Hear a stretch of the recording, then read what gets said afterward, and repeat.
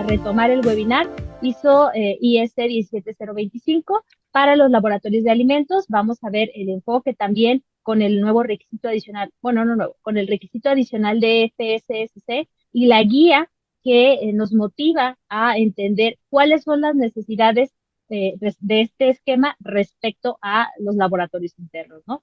El día de hoy contamos con la presencia del ingeniero Fabián Hernández. Él es el director de Valora, es experto en evaluación de la conformidad y tiene más de 30 años de experiencia laboral, de los cuales 27 han sido enfocados en sistemas nacionales de calidad y también de evaluación de la conformidad. Estamos hablando de inspección, certificación, validación y validación de gases de efecto invernadero y también de laboratorios de ensayos, y la acreditación de organismos de evaluación de la conformidad. Ahora es consultor en materia de evaluación estratégica, sistemas nacionales de calidad, acreditación, evaluación de la conformidad, particularmente para procesos de certificación en sistemas de gestión. Hablamos de calidad ambiental, seguridad alimentaria, energía, seguridad de la información, organizaciones educativas, producto, personas, organismos de inspección, lo que son las unidades de inspección, y también laboratorios de ensayo. Él estuvo trabajando en la entidad mexicana de acreditación desde su fundación en 1999 hasta el 2015, donde ya decide compartirnos a todos sus conocimientos a través de la fundación de Valora, ¿verdad? Muchísimas gracias, ingeniero, por estar el día de hoy aquí en este webinar, y lo dejamos para que nos platique acerca de ISO 17025 y su relación con FSS. Muchas gracias. Gracias, América. A todos, antes que nada, una disculpa por lo que nos ocurrió el día de ayer, pero bueno, hoy estamos restableciendo la comunicación con ustedes con la intención de poder proporcionarles la mejor información sobre la utilización de la 17025 en los laboratorios vinculados con la industria de los alimentos directamente, como un requisito novedoso, digamos así, para la industria de alimentos como tal, ¿no? O sea, como obligatorio para todos aquellos que están en este esquema de la FCC. Bien, voy a presentar a ustedes. Sí, agradezco, como lo dije hace un momento, agradezco a Progresio por la invitación a participar aquí con ustedes, sí, en esta sesión. Y obviamente también comentarles que, bueno, pues en nuestra firma de consultoría también estamos para ayudarles en cualquier tema relacionado con la vinculación de las normas de evaluación de conformidad con las normas de calidad, de inocuidad, de seguridad de la información, seguridad alimentaria, seguridad para los trabajadores, sí, etcétera, ¿no? Entonces tenemos un amplio portafolio de servicios, pero en esta ocasión, pues venimos a hablar de claves para la implementación de la 17025 para laboratorios en plantas de alimentos, según lo que requiere la FCC 22000, ¿no? La fundación que maneja este esquema particularmente hablando, ¿no? Entonces, con esta consideración, quiero presentarles a ustedes qué es lo que vamos a ver durante este webinar para que tengamos más o menos clara la estructura de lo que vamos a manejar. Sí, tenemos el por qué ISO 17025 como parte del esquema FC 22000, algunos antecedentes de la norma y los requisitos relacionados con imparcialidad, con confidencialidad, sí, con la parte de estructura de laboratorio, requisitos para su operación, para el personal del laboratorio, las instalaciones, las condiciones ambientales y el equipamiento del laboratorio, de acuerdo con las necesidades de los diferentes ensayos que se tienen que realizar para el producto o para los procesos que se tienen que llevar a cabo. Y también la parte de la trazabilidad metrológica, proveedores externos de productos y servicios, cómo influyen en la operación de un laboratorio. Dentro de otros esquemas o requisitos, vamos a ver los procesos para ejecutar los ensayos. Estos normalmente ya están bien normalizados, entonces, bueno, pues vamos a ver cómo se tiene que seleccionar, cómo se tiene que verificar el método y en su caso validar el método para que sea el correcto. vamos a determinar la importancia de ejecutar un buen muestreo, ¿sí? Vamos a ver el manejo de los ítems que están sujetos a ser ensayados, qué es lo que normalmente se tiene que considerar, identificación, etcétera, evaluación de incertidumbre en la medición como un requisito primordial para poder determinar qué tan bueno o qué tan malo es el laboratorio para proveer resultados confiables. Y eso también está vinculado con una actividad que es importante, que es asegurar la validez de los resultados. FCC le pone un énfasis especial a esta parte, entonces vamos a hacerlo un poquito más enfático en esta parte también para que no nos quede lugar a dudas de qué está pidiéndonos la fundación y cómo vamos a reportar nuestros informes de ensayos y trabajo no conforme o quejas que se puedan generar por un resultado no tan certero o equivocado que pueda proporcionar el laboratorio. Y un sistema de gestión. Todo eso dentro del marco de lo que pide la 17025, ¿sí? Y además, pues vamos a hacer una correlación con lo que el requisito de FCC pide específicamente hablando. Dentro de la plática, yo voy a ir haciendo alguna relación entre lo que puede ser para el laboratorio tener un sistema de gestión que esté vinculado con su sistema FCC de la planta, o si si lo va a manejar por separado para poder garantizar el cumplimiento de 7025 exclusivamente. Entonces, tenemos esa dualidad que se va a ir presentando. Y entonces, si alguno de ustedes tiene esas inquietudes a la hora de que llegamos a las preguntas y respuestas, bueno, pues con todo gusto vamos a poder aclarar o ampliar más las dudas sobre estas condiciones particulares para poder ejecutar correctamente, ¿sí? Las evaluaciones, ¿ok? Entonces, bueno, esto es lo que vamos a ver durante el webinar. Espero que sea de su agrado y bueno, me arranco con presentar por qué 17025 como parte ya del esquema FCC 22000. Y entonces, bueno, vale la pena decir que, bueno, en la revisión de la versión 6 que se tuvo del esquema FCC para poder implementarlo para todas las categorías, sí, se puede identificar que, bueno, pues hay algunos parámetros que son críticos en la parte de la seguridad alimentaria, que son aplicables en todas las categorías de la cadena, ya puede ser desde el farming, que es en la parte de campo, hasta la parte de los aditivos, etcétera. Entonces, esto se ve como una necesidad para todas las categorías de la cadena. Entonces, vamos a tener que establecerlo y entonces hubo una decisión por parte del, del, del consejo, del comité o del consejo del esquema, que es lo que significa el BOS, ¿sí? Dentro de la lista de sus decisiones, entonces ahí se establece que es necesario alinearse con los requisitos de la evaluación comparativa de la Global Food Safety Initiative. Y obviamente esto nos va a llevar a que, bueno, el requisito de que los laboratorios que se utilicen para cumplir con la evaluación de estos criterios o estos parámetros críticos, pues se hagan en un laboratorio que pueda demostrar, ¿sí?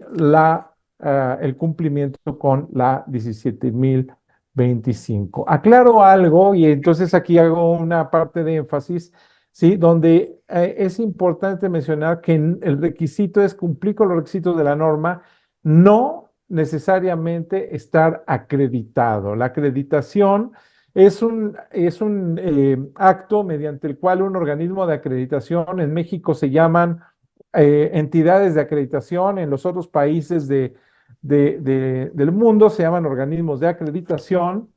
¿Sí? Esos organismos de acreditación llevan a cabo una actividad de reconocimiento de la competencia y la confiabilidad de los evaluadores de conformidad, y esa actividad se llama acreditación y no es parte del requisito de la Global Food Safety Initiative en este momento, tampoco es parte de la fundación que maneja la FCC 22000.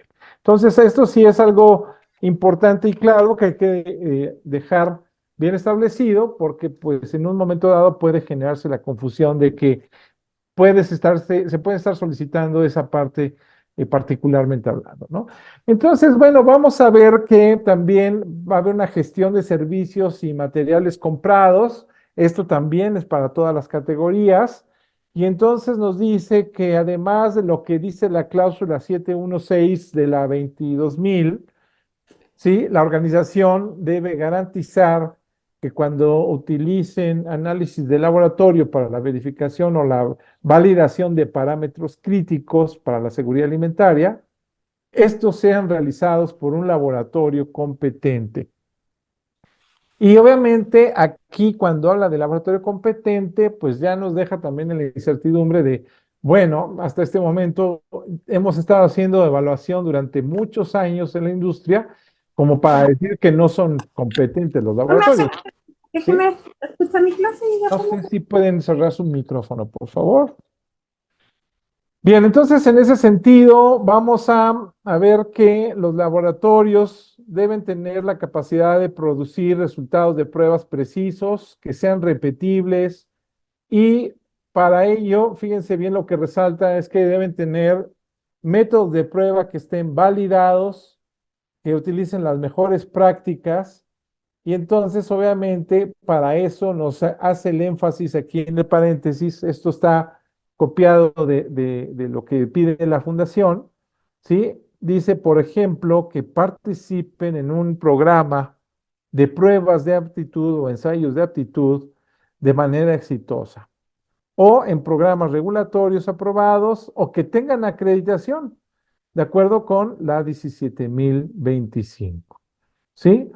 Y obviamente aquí dice los análisis se realizarán de acuerdo con los requisitos aplicables en la 17.025. Entonces, vamos a ver cuáles son los elementos aplicables, así de manera general, para los laboratorios, aunque pues en teoría, si voy a utilizar la norma, debería yo aplicar el 100% de los requisitos, pero precisamente la fundación hace más énfasis en algunos particularmente hablando. ¿Ok? Bien, entonces en ese sentido vamos a explicar un poquito los antecedentes de la norma. Sí, la norma, ayer estábamos comentando, pero lo recalcamos hoy, viene de una guía que se manejaban antes así las guías, en este caso la guía 25, se conocía como la ISO Guides 25, la primera fue de 1980, ¿sí? Y esta es de 1990, y sin embargo, bueno, pues también en Europa manejaban una norma que a veces puede generar confusión con lo que tenemos hoy en el mercado, que es la 45001, pero si se dan cuenta, esta norma es no una norma internacional, sino es una norma europea, sí, es un estándar europea, norma, sí, y entonces aquí en la 45, ¿no? Entonces vamos a ver que la hizo a través de un comité que establece particularmente, igual que tenemos el 176 para manejar lo de ISO 9000 y el 207 para manejar la parte ambiental y el 134 para manejar la inocuidad alimentaria, ¿sí? Crea un comité que no le da un nombre, un número, sino le pone que es el casco. El casco se llama así por sus siglas en inglés, que es el Conformity Assessment Committee, ¿sí? El comité de evaluación de la conformidad, y ese casco se encarga de producir todas las normas de evaluación de la conformidad. Dentro de ellas está la 17.025, que la primera edición fue hecha en 1900, disculpen, aquí hay un error editorial, ahorita lo corregimos, en 1999, ¿sí? Y que fue traducida en México en el año 2000, ¿sí? Hubo una primera revisión en el año 2005, pero ya venían una serie de movimientos en el seno de ISO donde que había que resaltar los aspectos relacionados con riesgos y también con el ciclo PHBA, que es el planear, hacer, verificar y actuar. Y entonces en ese momento se incluye todo esto tratando de alinear esta 17.025 en su versión 2017 con la ISO 9000 que venía también, que había salido publicada en el año 2015. Entonces, la intención es que precisamente esta 17.021 sea 25, perdón, sea una referencia mundial de calidad y fiabilidad de laboratorios, que aumente la confianza sobre los resultados que se tienen de las pruebas o los ensayos, o en su caso la calibración, y que tengan un buen reconocimiento tanto a nivel nacional como internacional. Ahorita vamos a hablar un poquito de cómo se lleva a cabo ese reconocimiento internacional. Y obviamente que facilite la cooperación entre los laboratorios y otros organismos de evaluación de conformidad para generar una mayor aceptación de los resultados. Y obviamente también el hecho de que yo tenga un laboratorio que utiliza la 17025 y en su momento pudiera tener la acreditación bajo un signatario de un reconocimiento multilateral, entonces eso nos va a llevar a tratar de evitar repetir los ensayos en el país de destino de un producto porque ya fue ensayado, ¿sí?, en el país de origen. Entonces, en su momento, ese tipo de consideraciones son importantes. Como les explicaba, aquí hay un pequeño ciclo de vida que viene de la página de la ISO, precisamente. Sí, ustedes pueden ir a la ISO Store para ver esta información, van a poder ver que ahí está el ciclo de vida de las normas, dentro de la cual pues aparece precisamente la primera 17025, ¿sí?, de 1999, en la cual pues obviamente se transformó posteriormente en la 2005 y después en la 2017. Esta 2017, de acuerdo con las reglas de ISO, son revisadas cada 5 años, y de tal manera que, bueno, pues en su momento, sí, fue revisada también en 2020, en 2023, ratificada, sí, para los siguientes 5 años. Entonces, no tendremos cambios en la 17025, al menos que hubiera algo totalmente excepcional, pero al menos para 2028, que es la fecha en la cual ya está considerada su próxima revisión, entonces hasta ese entonces no tendremos cambios en la norma 17025. Esto es una muy buena señal para todos aquellos laboratorios que quieran implementar, obviamente, la norma, que tendrán cierta estabilidad en ese sentido, ¿no? ¿Ok? Bien, entonces en ese tenor vamos a pasar a ver que el propósito de la norma 17025 pues es promover la confianza en la operación del laboratorio, ¿no? O sea, en cuanto a su estructura, a su equipamiento, a su uso de los equipos de medición, en cuanto a la ejecución de los ensayos, a cómo se establecieron las condiciones para poder realizarlos, etcétera. Y entonces, obviamente, esta norma requiere que se aborden también algunos riesgos y oportunidades en la operación, con la intención de que se pueda incrementar de manera rápida y controlada la eficacia del sistema de gestión, que se puedan utilizar las mejores prácticas o utilizar mejores resultados, y también prevenir algunos efectos negativos. Y el laboratorio debe ser responsable de decidir qué riesgos y oportunidades son necesarias de abordar, ¿no? Entonces, en ese sentido, eh, pues tendríamos que considerar este concepto, ¿sí? De que, pues, tenemos que abordar los riesgos y las oportunidades. Bueno, entonces en ese sentido también vamos a ver que la norma se puede utilizar para hacer auditorías a un laboratorio de primera parte, de segunda o tercera parte, ¿sí? Puede ser que un cliente de ustedes en la empresa quiera hacerle la evaluación a su laboratorio, ¿sí? O una autoridad reglamentaria, como puede ser en su caso la COFEPRIS, ¿sí? Los que tengan la parte de granja, puede ser que también sea la propia Senacica, ¿sí?, que pudieras tener interés de hacerlo, o en su caso, pues algún organismo de acreditación o decir, específicamente de acreditación, un organismo de certificación nunca podrá evaluar, ¿sí?, las condiciones de la 7025 de su laboratorio, porque si ustedes demuestran que tienen el cumplimiento, tendrán que incorporarlo un poco hacia su sistema de gestión para decir cómo lo tienen.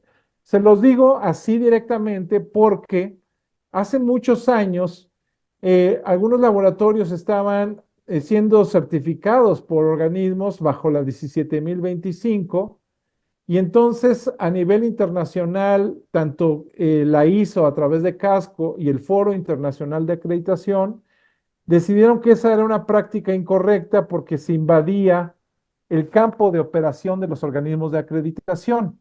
Y entonces, en su momento, el Foro Internacional de Acreditación publicó un documento que se llama mandatorio, y el documento mandatorio es el IAFMD7. Ese documento mandatorio IAFMD7 establece las sanciones para aquellos organismos de certificación que quieran certificar algún organismo de evaluación de conformidad bajo una norma aplicable para la acreditación. Entonces, por lo tanto, el organismo de certificación nunca podrá emitir un documento que diga que cumples con la norma 17025, ¿sí? 17020 ni nada, ¿sí? Entonces, es algo de lo que queremos hacer enfático en este sentido, ¿no? Y bueno, pues los aspectos relacionados con la seguridad para el funcionamiento del laboratorio en cuanto a seguridad e higiene no están cubiertos en esta norma 17025 específicamente hablando, aunque sí tiene algunos temas particulares que tenemos que considerar para la parte de la seguridad. ¿Ok? Bien, entonces en ese sentido vamos a ver que este documento sí es aplicable a cualquier organización que desarrolla actividades de laboratorio independientemente, ¿sí?, de la cantidad de personal que tenga. Entonces, esta no es limitante para poder aplicar la norma 17025. La 17025, al igual que todas las normas de evaluación de conformidad, tiene una estructura que es muy similar, donde vamos a hablar primero de consideraciones que son relevantes y que están muy vinculadas con la evaluación de la conformidad, que antes la ISO las manejaba en unos documentos que se titulaban PAS. Los PAS son Public Available Specifications, que son especificaciones públicas disponibles. Y entonces ahí particularmente tenían una para imparcialidad, una para confidencialidad, una para la parte de quejas. Y entonces todo eso fue incorporado a estas normas de evaluación de conformidad. Y entonces el primer elemento que maneja la norma es la imparcialidad del laboratorio. En ese sentido, vamos a hablar de que la imparcialidad del laboratorio se tiene que garantizar desde la estructura, ¿sí? Y obviamente la operación del laboratorio tiene que garantizarse a través del compromiso que tenga la alta dirección de la organización que respalda al laboratorio. Y entonces, obviamente, en ese sentido, no debe permitirse en ningún momento que haya ningún tipo de presión comercial, ni ningún tipo de presión financiera. Y aquí la norma nos habla u otras que comprometan la imparcialidad. Como dijimos, esta norma aplica a cualquier organización que tenga interés de realizar actividades de laboratorio y entonces si yo soy un laboratorio del mismo fabricante, pues a veces se cuestiona el asunto de cómo voy a garantizar la imparcialidad de mi servicio hacia la propia organización de la cual trabajo sin que pues caigamos en un aspecto de violación hacia la norma, ¿no? Entonces, en ese sentido, vamos a ver que la estructura debe estar completamente separada, la manera como se reportan los ensayos también tienen que tener cierta supervisión para garantizar que no va a haber ninguna presión sobre el personal y entonces obviamente vamos a tener que estar implementando algunos aspectos que vienen en la norma, ¿no? Uno de los aspectos que tenemos que considerar es que tengo que identificar a través de un análisis de riesgos y de oportunidades todos aquellos riesgos que se deriven de las actividades propias del laboratorio, de las relaciones del laboratorio, ya sea que sea hacia sus clientes externos o sus clientes internos, y también las posibles relaciones que pueda tener el personal para poder evitar que se vulneren los controles que tenemos que establecer como laboratorio para garantizar la imparcialidad. Algunos de los elementos que pueden generar Un riesgo a la imparcialidad es la gobernanza de la organización, la propiedad de la organización con el laboratorio, la parte de gestión, el personal compartido, recursos compartidos también, como pueden ser las propias instalaciones, las finanzas, que puede ser que el laboratorio a veces se vea como una carga dentro de la organización y no le quieran dar todos los recursos que requiere para poder mantener adecuadamente su operación y dar un servicio completamente objetivo, que esa es la definición de imparcialidad de la norma, presencia de objetividad. Y entonces también tenemos que considerar en su momento si doy un servicio hacia la parte externa, cómo voy a manejar los conceptos de pago de algunas comisiones sobre ventas o algún incentivo para atraer nuevos clientes. Entonces, tengo que analizar todos estos conceptos. No quiere decir que porque tengamos una misma gobernanza o una misma propiedad, ya soy totalmente parcial, ¿no? No, no quiere decir eso, sino que tengo que analizar perfectamente bien cuál puede ser el posible riesgo, evaluarlo y en base a lo que podamos identificar, tengo que establecer y documentar dentro del sistema de gestión del laboratorio los controles que tengo para ello, ¿no? Entonces, por ejemplo, voy a hablar un caso específico, es si yo voy a hacer un servicio a mi propia organización de la cual formo parte, el personal que está en el laboratorio no puede estar participando en la producción, no puede ser el mismo, ¿sí? Porque entonces ahí sí sería un concepto de autoevaluación, entonces debe ser diferente, ¿no? Y entonces ahí está una primera relación, ¿no? El personal es diferente. ¿Sí? Entonces el control es de que el personal es diferente, firma un código de ética, ¿sí? Le reporta a una persona distinta a la que maneja la producción, etcétera, ¿no? Entonces ahí están algunos controles que se tienen que ir estableciendo dentro del sistema de gestión del laboratorio. Ahora, entonces, vamos a ver que dentro de todo esto, tengo que manejar también un concepto de confidencialidad. El concepto de confidencialidad, ya sea que yo de servicios hacia afuera, hacia clientes externos o hacia mi propia organización, tengo que garantizar que hay un compromiso legalmente ejecutable sobre el manejo de la información que se obtiene y genera durante el proceso de los ensayos y que si yo voy a informar algo al público, tengo que informarle anticipadamente mi intención de difundir cierto tipo de información para hacerla pública y en su momento también tendría que cumplir con todos los aspectos legales, ¿sí? Respecto al manejo de la confidencialidad y cómo se debe informar al cliente o a terceras partes relacionadas con esto. Si yo dentro de la organización soy el laboratorio, ¿sí? Y entonces hago una prueba y me doy cuenta de que hay presencia de un patógeno como puede ser Escherichia o Salmonella, pues entonces tengo a través de mi compromiso de confidencialidad saber cuál es la persona o el canal correcto a quien tengo que notificarle este tipo de información. ¿Y qué pasaría si hay una visita por parte de la autoridad sanitaria? ¿Cómo tengo que abrir mis expedientes, mi información para proporcionar esta información? Entonces, eso es parte de las reglas que debo tener como parte de este acuerdo legalmente ejecutable, porque dentro de las cuestiones que tengo que manejar de la confidencialidad, tengo que asegurarme que mantengo, ¿sí? Tanto el compromiso como laboratorio, como de cada una de las personas que participan del proceso de los ensayos para que no se difunda de ninguna manera, ¿sí? Información que puede ser valiosa o en su momento relevante para nuestro cliente.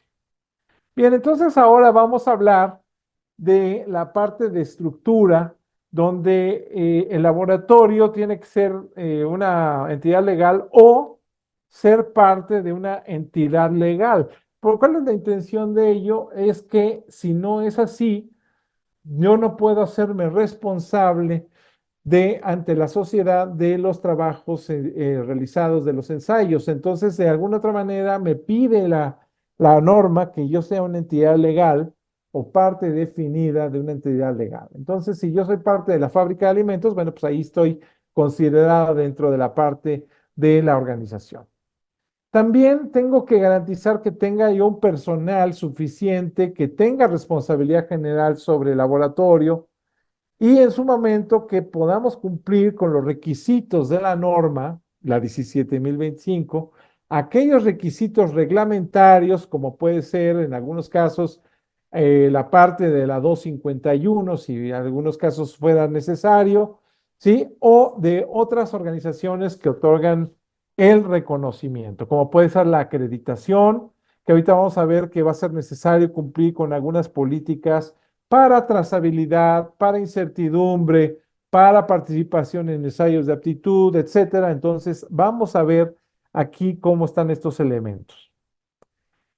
Vamos a tener que definir bien nuestra estructura para llevar a cabo la gestión, quién es responsable de qué, quiénes son los signatarios del laboratorio. No es lo mismo el que hace la prueba quien se compromete por los resultados del laboratorio.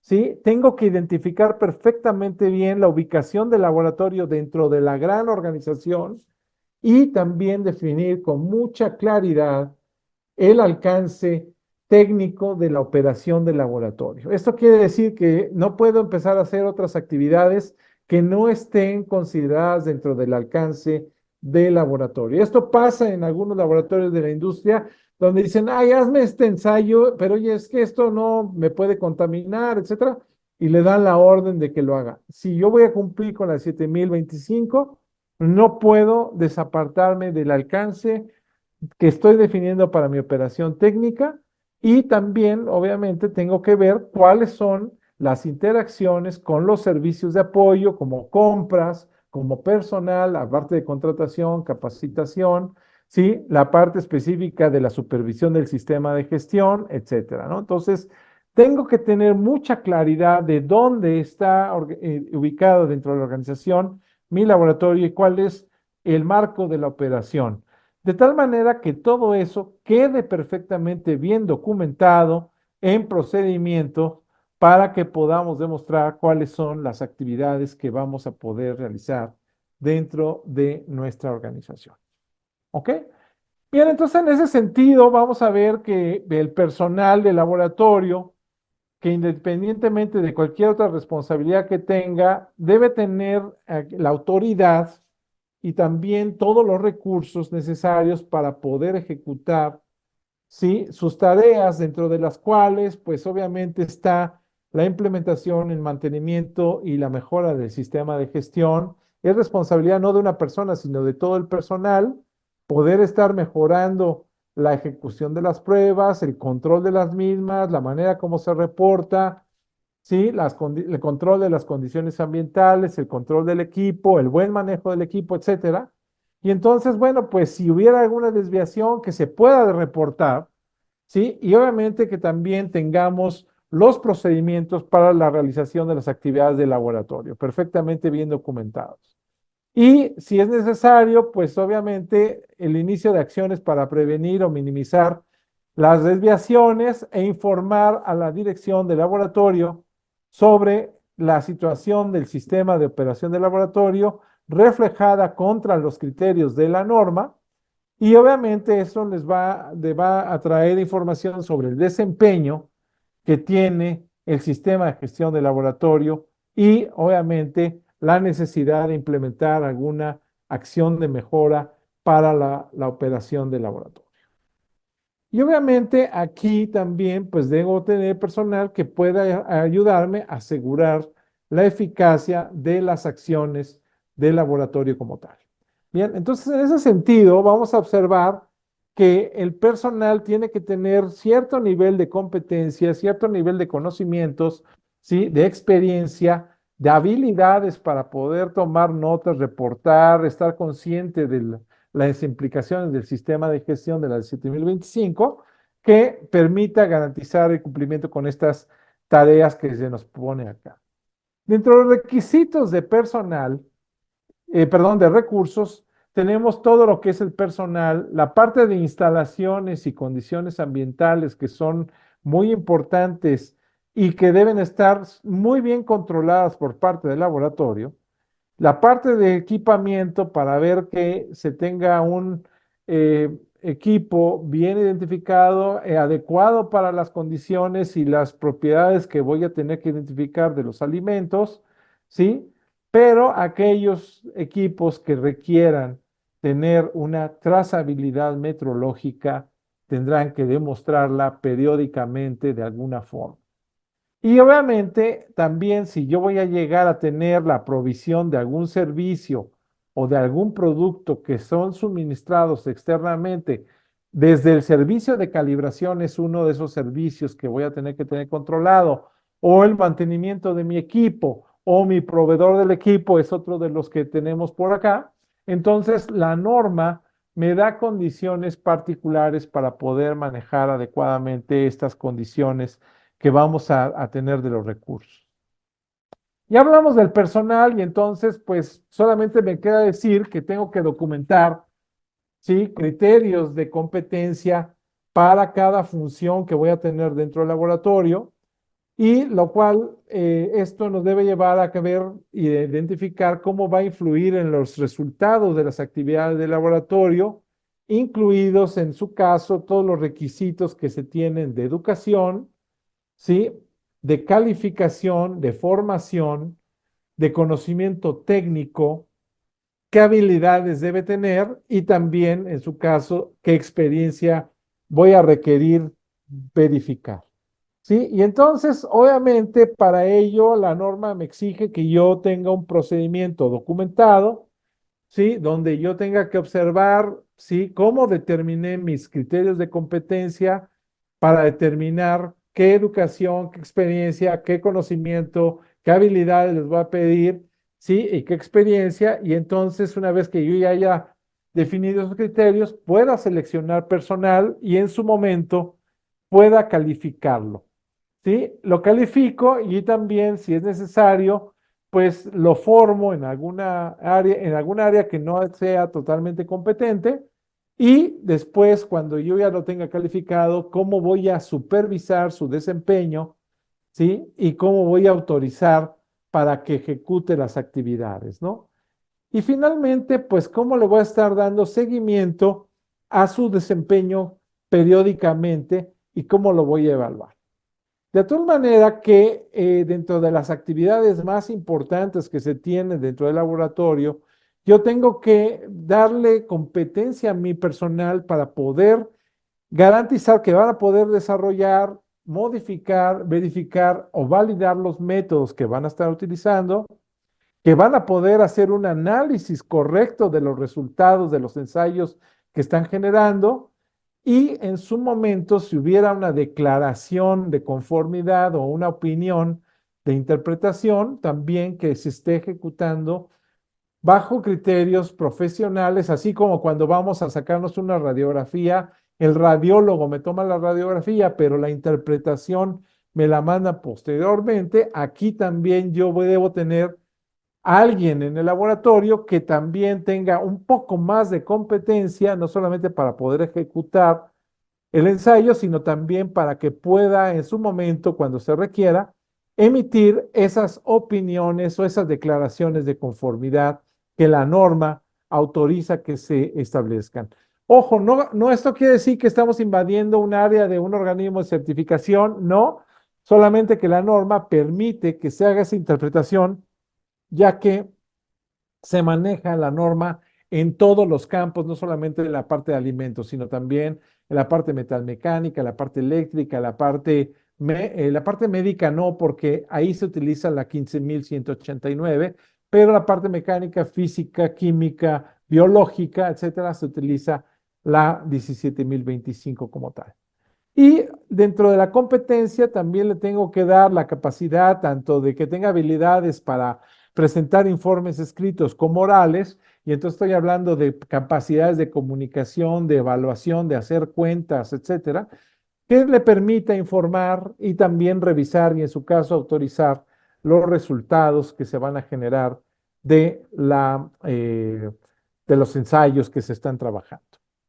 Bien, entonces en ese sentido vamos a hablar también de las instalaciones, donde pues vamos a requerir que sean instalaciones adecuadas para las actividades del propio laboratorio. ¿sí? Que no vayan a afectar de manera adversa la validez de los resultados, que se documenten los requisitos para las instalaciones y las condiciones ambientales. Hay algunas áreas donde tengo que mantener ciertas condiciones, tanto de temperatura como de humedad, como de protección microbiológica, etcétera.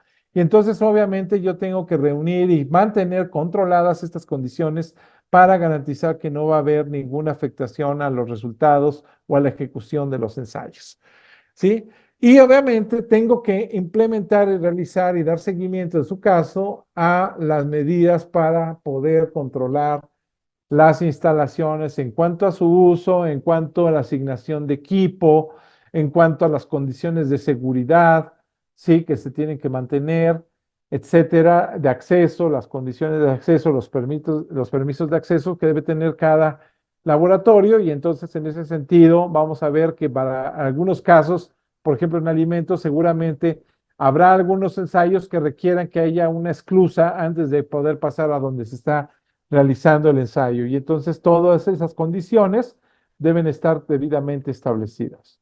Y asegurarse de que se cumplan los requisitos relacionados con las instalaciones y las condiciones ambientales en las instalaciones que pudieran estar fuera de su control.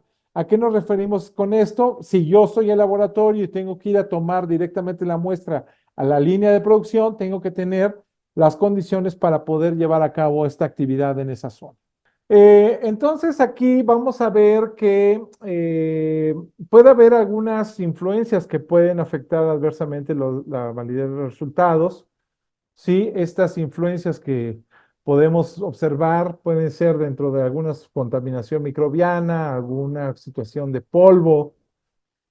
Para algunos ensayos, tal vez no aplican estas para todos los casos de ustedes, pero puede haber perturbaciones electromagnéticas, radiación, exceso de humedad o poca humedad, vibración o sonido, ¿no? Entonces, dependiendo del tipo de ensayo que tenemos, vamos a ver cuáles son las perturbaciones que pueden afectar a nuestros ensayos, y nosotros tenemos que identificarlas y también controlarlas para poder mantener adecuadamente nuestra operación de laboratorio adecuadamente dentro de los parámetros que necesitamos cumplir por los ensayos que tenemos definidos para nuestro laboratorio.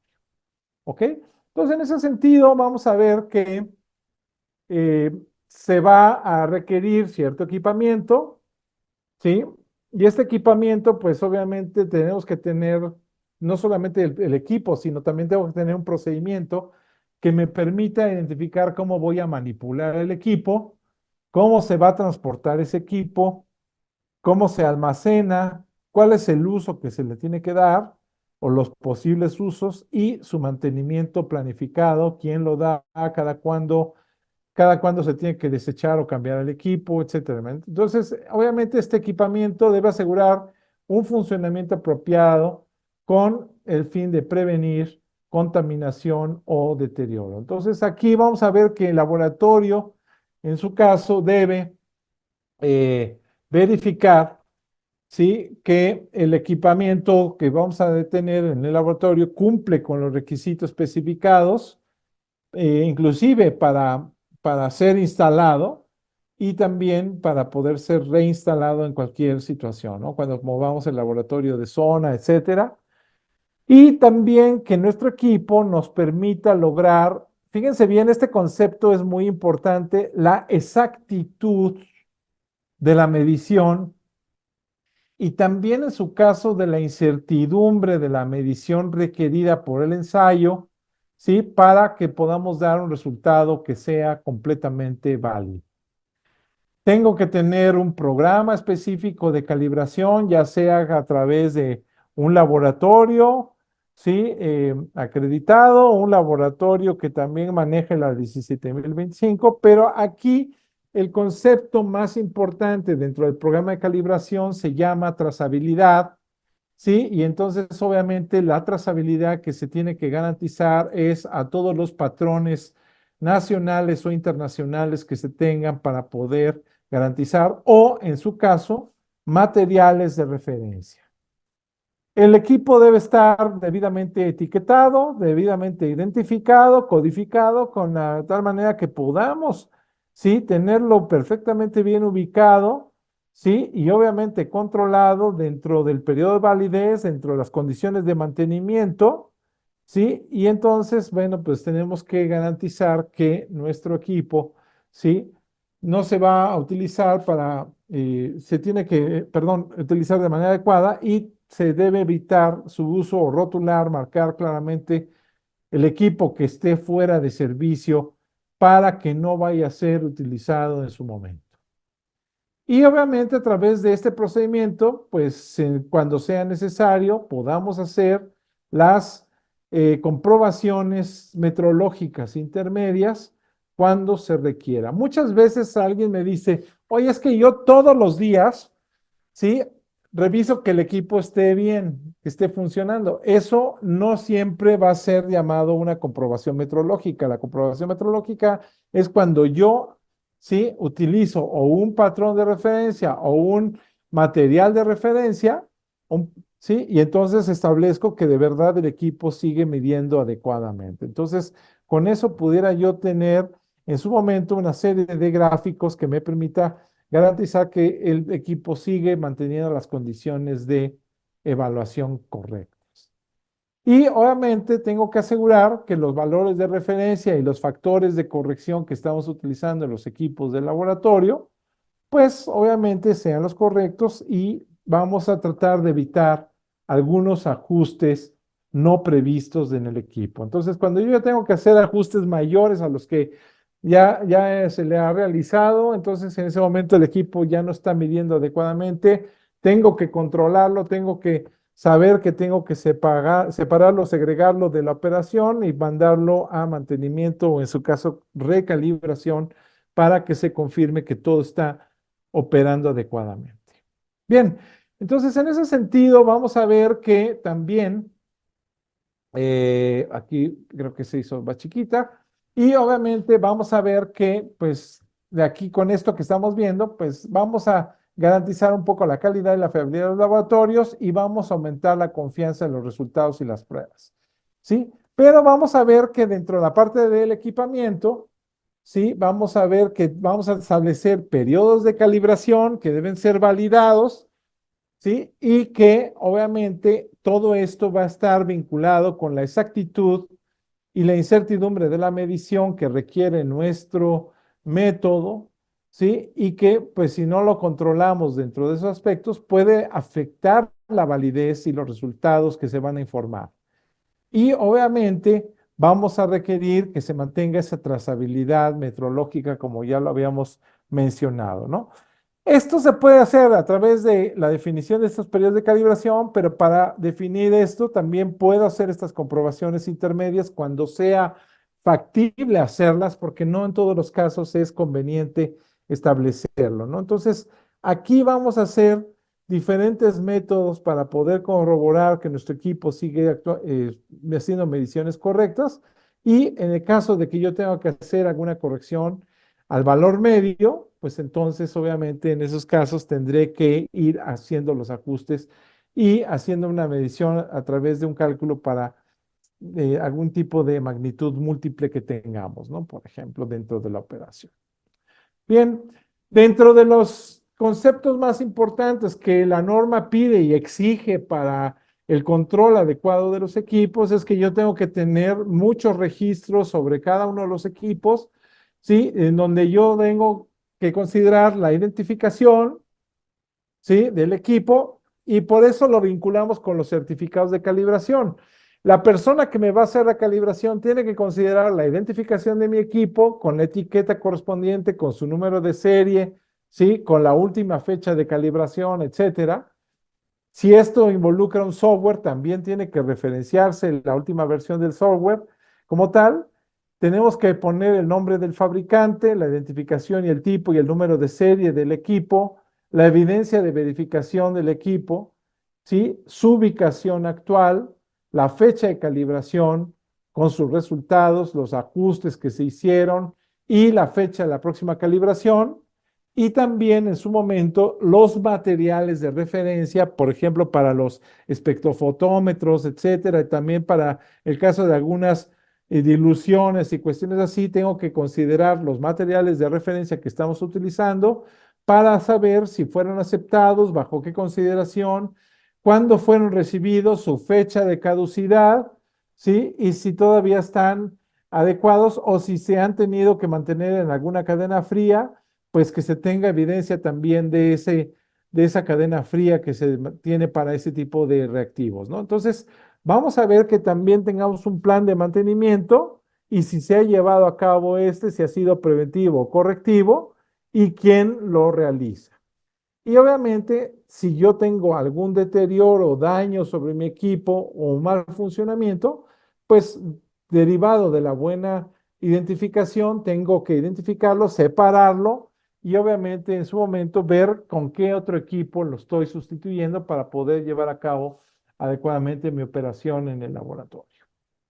Entonces, esta parte del equipamiento se torna un tema sumamente importante y relevante, especialmente porque sí tengo que garantizar la trazabilidad que se tiene en este caso con el CENAM, ¿sí? Y obviamente vamos a ver si hay laboratorios secundarios, terciarios o de la industria que obviamente están vinculados con esta cadena ininterrumpida de la trazabilidad. En este caso, vamos a ver que el laboratorio tiene que asegurar los resultados de las mediciones que está realizado y que tienen que ser trazables al Sistema Internacional de Unidades de Medida. Y obviamente esto se hace a través de que periódicamente se mande a calibrar a un laboratorio competente externo. Esto a la industria a veces le duele muchísimo en el costo y entonces no lo hace. Sinceramente, eso es algo de lo que hay que establecer, pero el equipo de laboratorio sí tiene que ser enviado a una calibración externa periódicamente. Eso es a través de un laboratorio. O que se tengan los materiales de referencia certificados que sean adecuados para poder utilizarlos y que vengan de un proveedor que sea competente y que garantice la trazabilidad metrológica al Sistema Internacional de Mediciones. Y también se puede hacer a través de una realización directa de unidades del sistema internacional aseguradas por comparación directa o indirecta a través de patrones nacionales o internacionales. Y esto obviamente vamos a ver aquí en ese sentido si yo tengo esos patrones dentro de mi operación para poder realizar adecuadamente mis confirmaciones metrológicas intermedias y garantizar que mi equipo sigue cumpliendo con las características. Como ya dijimos, tengo que mantener los registros de todas estas validaciones. Entonces, en este sentido, vamos a ver que los valores de los materiales de referencia, pues tienen que ser valores certificados, ¿sí? Y obviamente son proporcionados por un laboratorio o un productor competente. Y los procedimientos de medición que vamos a utilizar como métodos o normas de consenso, pues están ya en algunos casos descritos claramente y aceptados, de tal manera que pues proporcionan resultados de medición adecuados para su uso previsto y asegurados.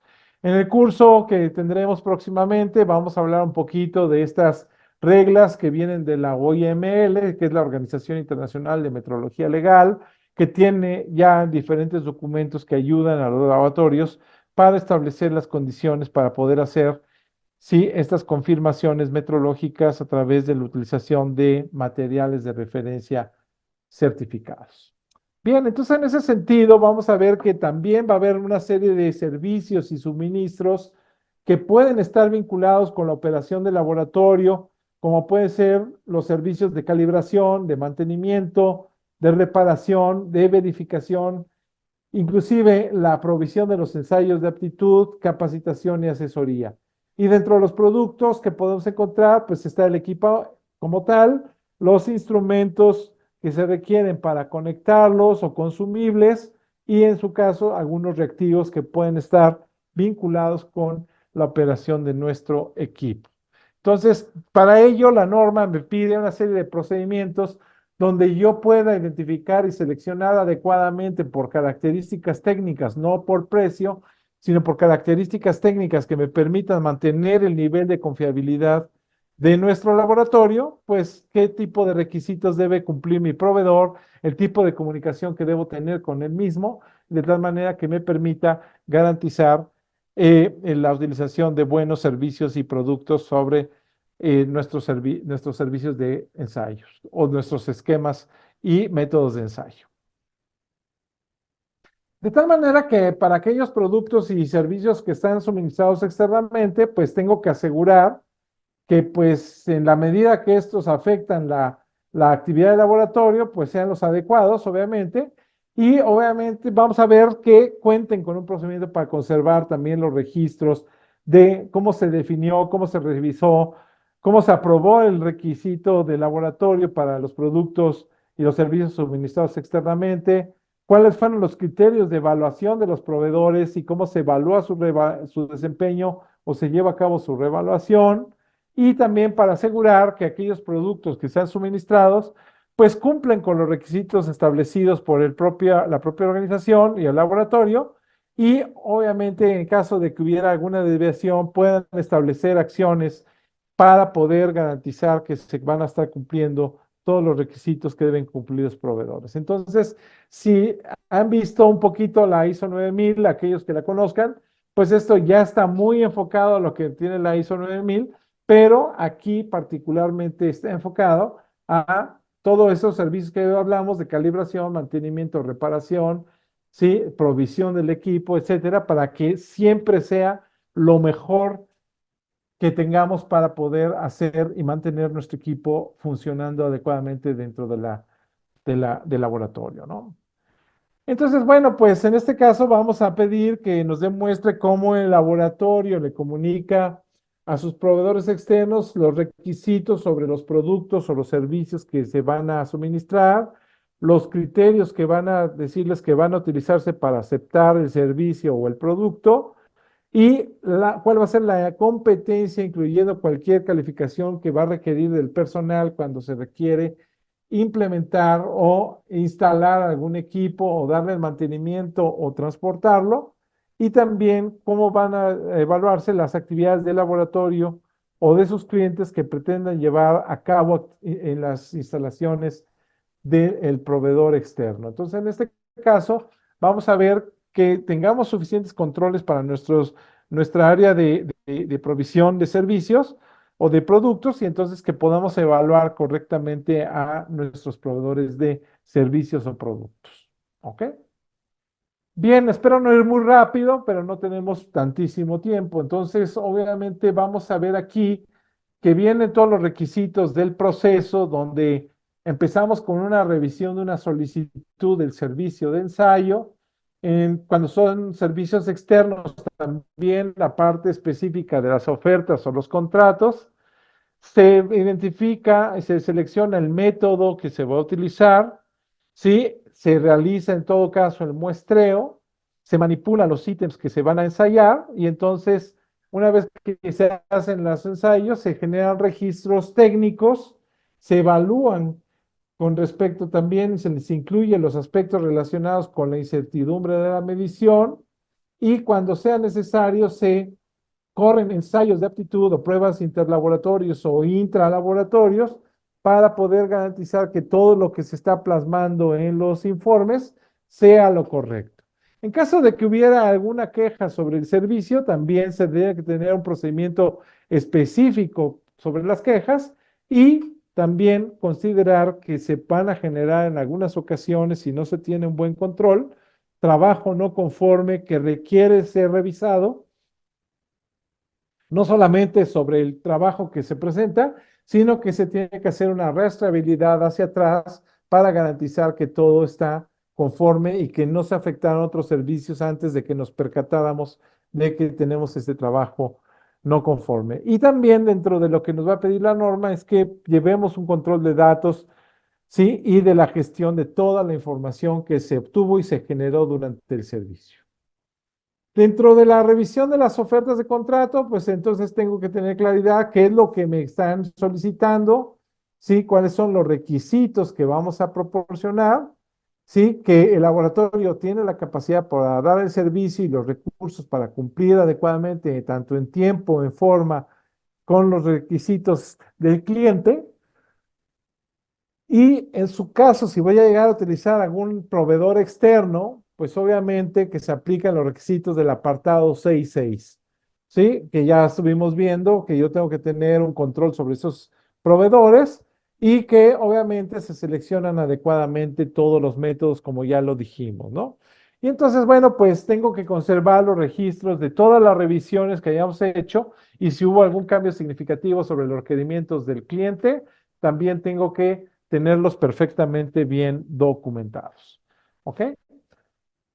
En cuanto a la selección, verificación y la validación de los métodos, pues tenemos que considerar, sí, que todos los métodos, procedimientos y documentación de soporte debe ser actualizada y debe mantenerse así y que deben estar fácilmente accesibles al personal y asegurar que cualquier revisión que se tenga de estos documentos, pues se tenga actualizada correctamente y obviamente también verificar que se lleven a cabo adecuadamente los métodos antes de utilizarlos, asegurando que se puede lograr un desempeño adecuado con el personal y también obviamente con los instrumentos o equipo que tenemos disponible en el laboratorio. ¿Ok? Si yo tengo un laboratorio que me da una precisión y el método me está exigiendo una precisión más alta, pero el equipo no lo puede alcanzar, entonces, pues obviamente a la hora de la validación vamos a poder identificar que no es posible alcanzar el valor del método y tendríamos que sustituir el equipo para que tengamos uno que me dé la parte específica que necesito alcanzar.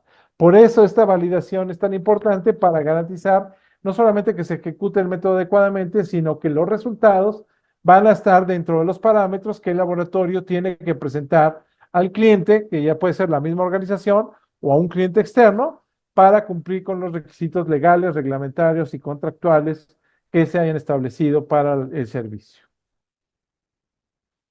Cuando se requiere desarrollar un método específico por parte del laboratorio, pues obviamente tengo que asignar personal que sea competente y que obviamente tenga los recursos adecuados para poder llevar a cabo esto. Y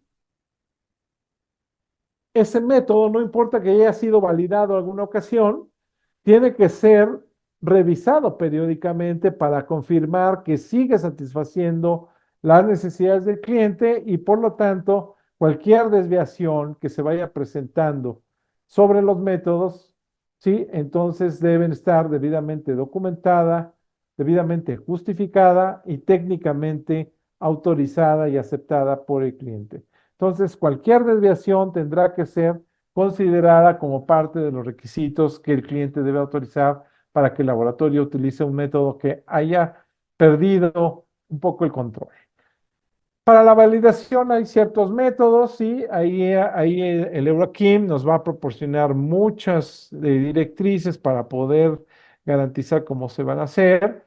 Y obviamente tengo que documentar mi proceso de validación, sí, tengo que tener una especificación de requisitos, tengo que determinar las características del desempeño del método que voy a manejar y cuáles son los resultados obtenidos. Y obviamente al final tengo que hacer una declaración de la validez del método, detallando en su momento la aptitud del laboratorio para el uso previsto del ensayo, ¿no? Entonces, aquí son algunas de las consideraciones que tenemos que manejar en la parte de la validación. Para las mediciones analíticas, pues obviamente tengo que ver también el porcentaje de recuperación o el error relativo, los límites de detección, los límites de cuantificación, los intervalos lineales y de trabajo, la reproducibilidad y la repetibilidad y obviamente la incertidumbre como elementos que tengo que considerar para validar los métodos. Todo esto que estamos viendo en esta lámina y en esta tiene que ver con la parte específica de la validación de los métodos. Entonces, una vez que ya tenemos esa parte de la validación, pues obviamente tendremos que ver cuál es el sesgo o el error, la sensibilidad del método para poder salirse de los parámetros y la selectividad y la robustez de la operación del laboratorio para poder cumplir con las condiciones del método, ¿no? Entonces son de las cuestiones que tenemos que llevar a cabo y de tal manera que pues podamos hacer una confirmación de que se llevó a cabo la verificación del desempeño del equipo contra requisitos establecidos en el método, que se utilizaron los materiales de referencia requeridos, ¿sí? Y obviamente también que tenemos conformidad con nuestras instalaciones y las condiciones ambientales particulares, y en su caso que hay un estudio de repetibilidad y reproducibilidad en cumplimiento con los requisitos de aceptación cuando se especifique el método, ¿no? Entonces, en este caso, pues vamos a ver que los datos de desempeño o mediante la aplicación de cualquier otra técnica estadística reconocida nos permita confirmar que nuestro método es el adecuado. Este es el trabajo más rudo. Quiero hacérselo saber que este es el trabajo más rudo para el laboratorio. Poder hacer la validación de los métodos y tener la determinación de la incertidumbre para los métodos que van a estar manejando. Entonces, esos son los dos conceptos más complejos que se tienen en el laboratorio. El mantener el equipo, el personal, etcétera, etcétera, es algo que se mantiene y se tiene, pero obviamente el mantener estas condiciones controladas de nuestros métodos que sigan dándonos la robustez y la repetibilidad correspondiente es lo más complejo para un laboratorio que tenemos que considerar. Y obviamente, pues ya con la información, pues se tiene la evidencia de toda la evaluación, de toda la veracidad, la confirmación, etcétera. Y entonces, obviamente, aquí nos va a poder garantizar que ya tenemos la validación terminada. Son una serie de pasos que ya estuvimos viendo, ¿sí? Como pueden ver, pueden ser un poquito complejas, pero pues finalmente lo tenemos que realizar como tal. Cuando el laboratorio tiene que hacer algún muestreo específico, debe generar un plan, un método de muestreo, ¿sí? Que se tenga, que esté debidamente fundamentado y obviamente también tendrá que tener aquellos elementos que le permitan hacer el muestreo bajo condiciones controladas, ya sea a través de algunos materiales, algunas sustancias, algunos productos, ¿sí? Que sean subsiguientes al ensayo y entonces obviamente en esos factores vamos a tratar de asegurar desde la toma de muestra que los resultados van a mantenerse válidos, ¿no? Entonces, en ese caso, vamos a ver cómo se tiene que hacer la selección de la muestra, tenemos que ejecutar nuestro plan de muestreo y tenemos que hacer la preparación y el tratamiento de la muestra de una sustancia, material o producto para obtener en su momento, ¿sí? El ítem requerido que se va a ir posteriormente al ensayo. Entonces, en ese sentido, vamos a ver que vamos a tener que tener un método de muestreo bien definido, que vamos a ver cuál es el que vamos a estar utilizando. Tengo que tomar información sobre la fecha y hora en la cual se realizó el muestreo, porque puede ser que esa información sea crucial para darle trazabilidad a la muestra y al producto. Tengo que identificar claramente la muestra en cuanto a cantidad, en cuanto al número, al nombre del producto. Tengo que identificar al personal que lleva a cabo el muestreo, ¿sí? El equipamiento que utilicé y las condiciones en las cuales se está ejecutando. Y también, en todo caso, si tenemos algún diagrama o algún otro medio equivalente que me diga en dónde estoy realizando el muestreo cuando sea apropiado y en su caso, si hubiera alguna situación, alguna desviación que se haya presentado durante la ejecución de la muestra o alguna exclusión del método o del plan de muestreo que se está realizando para poder informar al laboratorio de las condiciones exactas que va a tener la muestra y si es válida o no para poder llevar a cabo la muestra. Entonces, en ese sentido, el que va a recibir la muestra en el laboratorio tiene que entender perfectamente bien las condiciones de muestreo que se tuvieron para poder garantizar que se van a poder utilizar esos elementos para poder realizar los ensayos. Dentro de lo que viene la norma, me va a pedir que yo tenga procedimientos específicos para poder manipular bien los ensayos, los ítems que van a ser sujetos de ensayo o de calibración en su caso, Y entonces en este momento, pues voy a poner aquí algunas preguntas claves. Primero, para ver si tengo un procedimiento para resguardar las muestras dentro del laboratorio. Si, pues obviamente, las muestras inequívocamente, pues eh, se pueden recibir o no. Y si obviamente han sido identificadas al momento de que fueron recibidas y que estas van a ser debidamente guardadas o colocadas en un lugar que no vaya a poder afectar por temperatura, humedad, manipulación, acceso no controlado, etcétera, la validez de la información que va a generar la muestra y obviamente si se tiene un sistema particular para asegurar que los procedimientos que se están desarrollando para el manejo de muestras pues obviamente han sido claramente comunicados al personal del laboratorio para que sean también utilizados correctamente. Entonces, cuando hablamos de comunicación en ese sentido, no solamente es poder informarles de que está ahí, sino también que puedan conocer los diferentes métodos o las características de las consideraciones de muestreo que se van a llevar. ¿Sí? Cuándo se tiene que elegir una muestra testigo, cómo se identifica, quién la va a mantener, si se va a llevar al laboratorio o no.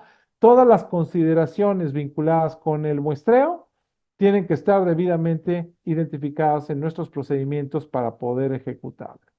Y obviamente, pues vamos a tener que también tener unos procedimientos para ver cómo vamos a transportar las muestras, cómo vamos a recibirlas en el laboratorio, cómo las vamos a manipular, cómo las vamos a proteger contra elementos que puedan afectar su disponibilidad, si requieren frío, si requieren protección de luz, si tienen que estar en algún lugar con algún tipo de frasco ámbar, etcétera. Y obviamente tengo que ver cómo las voy a conservar y en su momento también cómo se va a realizar la disposición de las mismas. Y entonces para ello tengo que tener procedimientos y un sistema específico para poder identificar, manejar, recibirlas, ¿sí? Y obviamente tener los espacios correspondientes para almacenamiento y conservación y los procedimientos y métodos para poder realizar adecuadamente la disposición final de los ítems sujetos a ensayo, ¿no? Entonces, bueno, pues dentro de esas consideraciones vamos a ver que pues se van a generar una serie de registros técnicos una vez que hayamos ejecutado los ensayos, donde yo tengo que garantizar que voy a tener los registros suficientes para poder soportar lo que se hizo en el laboratorio. Y si hay alguna modificación en estos registros, pues obviamente que se tenga también la trazabilidad a las versiones anteriores, de tal manera que podamos garantizar por qué se tiene ese cambio de registros y obviamente podamos respaldarlo como laboratorio y no tener ninguna confusión de cómo llegamos a un resultado. Bien, entonces también vamos a evaluar, como dijimos, como parte de la validación de los ensayos, tengo que validar también la incertidumbre y cómo es su contribución a los resultados de la medición. Y entonces, en ese caso, vamos a ver si hay alguna contribución que sea significativa dentro del ensayo. Entonces, ¿cómo la tengo que incluir? Sí, y en qué parte del proceso nacen, si nacen desde el muestreo, desde la parte de la preparación de la muestra, al momento de ejecutar el ensayo, o si puede ser por la parte de personal, la parte de equipo, y obviamente tengo que tener los métodos adecuados para poder llevar a cabo un análisis correcto de la incertidumbre. Y obviamente al evaluar la incertidumbre de la medición, pues obviamente cuando lo permita la evaluación, pues tiene que ser muy rigurosa y también en su momento tenemos que considerar eh, pues los principios teóricos y experiencia práctica para realizar el método como tal, como elemento de entrada, ¿no? Aquí les marco en la presentación que hay un documento que está en ILAC, que es la organización internacional, es la Asociación Internacional de Laboratorios, ¿sí? Donde tiene específicamente el ILAC P14, que es el documento que nos da una guía de cómo se lleva a cabo el cálculo de incertidumbre para las diferentes áreas. Entonces, recomiendo que el laboratorio la considere. ¿Ok?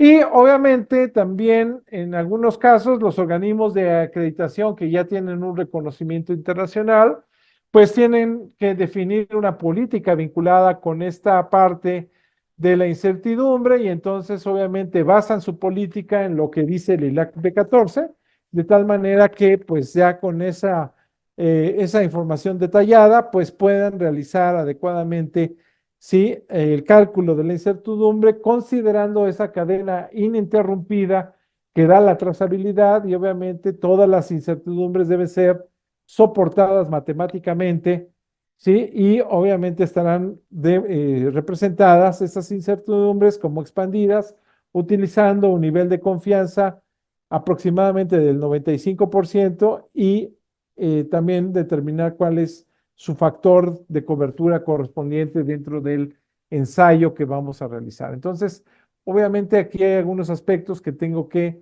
considerar adecuadamente. Entonces, bueno, pues aquí lo que nos va a decir la incertidumbre es que si yo tengo valores que tienen que comportarse entre las líneas rojas que tenemos ahí y tengo una incertidumbre que de alguna otra manera me lleva a pasarme del límite superior o inferior de la medición, ¿cómo voy a dar mi interpretación si cumple o no cumple los resultados? Y ahí el laboratorio tiene una responsabilidad muy alta porque eso puede meter o sacar un producto de poder entregarlo a un cliente, ¿no? Entonces, aquí la operación y el establecimiento de la correcta medición de la incertidumbre es sumamente relevante para el laboratorio. Para poder llevar a cabo algo que la FCC está poniendo mucho énfasis, que es la validez de los resultados, ¿sí? La validez de los resultados se lleva a cabo a través de diferentes actividades, pero las más importantes que se están manejando es obviamente el uso de los ensayos de aptitud, ¿no? Entonces aquí nos dice que podemos utilizar materiales de referencia o materiales de control de calidad, uso de instrumentos alternativos que han sido calibrados para obtener resultados trazables, comprobaciones funcionales del equipo, uso de patrones de verificación o patrones de trabajo, comprobaciones intermedias, etcétera, ¿no? Pero los resultados aquí que tenemos que garantizar es la participación o en ensayos de aptitud.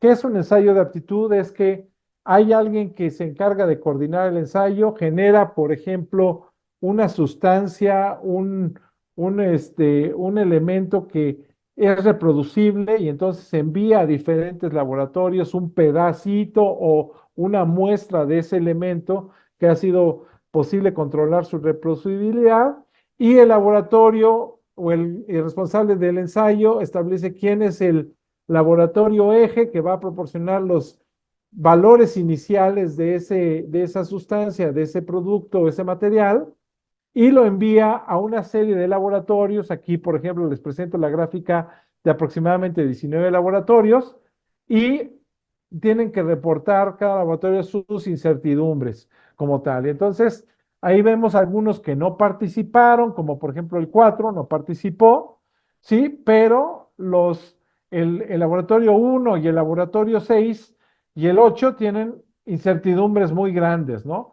Que no son las mismas incertidumbres que tiene el número 10, pero los valores que se acercan al valor de referencia, sí, pues entonces no nos permite estar dentro del cumplimiento. Eso es lo que hace un ensayo de aptitud o una comparación intralaboratorios o interlaboratorios, ¿no? Que es de lo que nos pide en su momento en la fundación que llevemos a cabo o que busquemos participar con otros laboratorios para poder establecer que también no está mal están nuestras condiciones controladas, nuestra validación, nuestro personal de cómo está ejecutando adecuadamente o no, si está siguiendo los procedimientos, es parte de la información que me va a generar este ensayo de aptitud y que el laboratorio tiene que analizar para poder tomar las acciones necesarias para poder llevar a cabo las actividades. La norma me establece una serie de información que debe estar considerada en el informe del laboratorio, ¿sí? Como por ejemplo, pues el lugar donde se hizo los ensayos, una descripción pues, el ítem, ¿sí? También la fecha en que se recibió en el laboratorio el ítem, cuándo se procesó, cuándo se hizo la emisión del informe, ¿sí? ¿Cuáles son los resultados? ¿En qué unidades de medición están? Etcétera, ¿no? Entonces, todos estos son los elementos que nos va a pedir, ¿sí? La norma para que podamos cumplir con las condiciones particulares.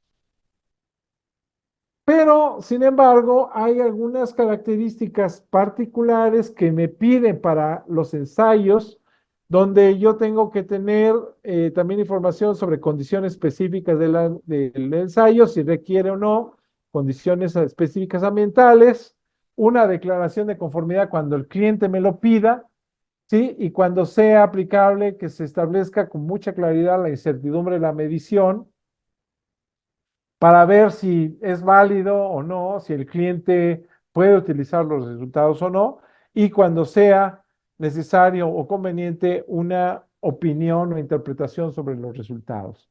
Y en su momento también información adicional que se pueda requerir por el método, ¿sí? Sobre las autoridades, clientes o grupos de interés. Por ejemplo, si ustedes van a utilizar un laboratorio, entonces tienen que identificar perfectamente bien el lugar exacto donde se realizó el muestreo, ¿sí? Para que, obviamente, cuándo fue recibida la muestra, en qué condiciones fueron transportadas, si requería cámara fría o no, etcétera. Entonces, todas esas condiciones también tendrán que ser reportadas en el informe correspondiente.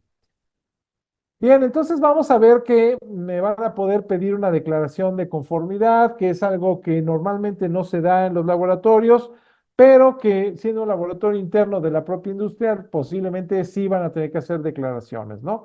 Y entonces tengo que dejar claro a qué resultados aplica mi declaración, ¿sí? ¿Qué especificaciones estoy considerando para hacer mi declaración, para determinar si cumplen o no? Y en su momento, ¿cuál fue mi regla de decisión? La regla de decisión tiene que ver con cómo voy a utilizar mi incertidumbre, ¿sí? Para poder determinar si se cumple o no dentro de los parámetros eh, de los ensayos. Entonces, esa regla de decisión tenemos que documentarla perfectamente bien en el sistema de gestión. Tengo que asegurar que el personal autorizado puede expresar opiniones, ¿sí? Y también se debe documentar la base bajo la cual emití la opinión y sobre qué resultados particulares y cuando estas opiniones se comunican directamente mediante el diálogo con el cliente, pues se debe conservar, ¿sí? Evidencia de ese diálogo con el cliente. No solamente se puede expresar así, a veces cometen error los laboratorios en externárselo verbalmente al cliente y aquí me dice que yo tengo que mantener evidencia de esa comunicación verbal como tal.